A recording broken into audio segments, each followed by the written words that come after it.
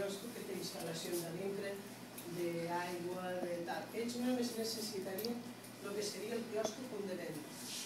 Si tenen aquest quiosco i el poden posar en una zona relativament a prop de l'escola, ho tenen fàcil, perquè fan la producció, la porten al quiosco i venen.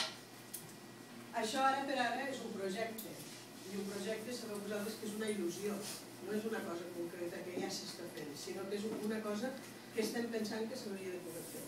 I quin és l'objectiu de fer tot això? Doncs que aquesta gent se consolidi com a fabricants d'alfajores i tartaletes i a la llarga això pugui generar una petita cooperativa o un petit grup de treball que doni estabilitat a aquests nois com un futur laboral.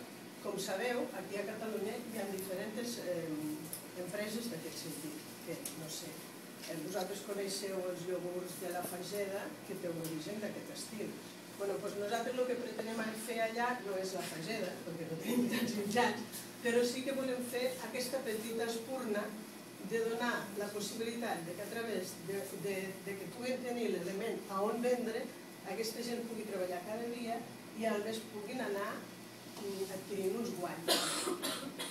Fins aquí el tema del quiosc. No sé com us ha semblat, si us sembla interessant, si us sembla que això és una bogeria.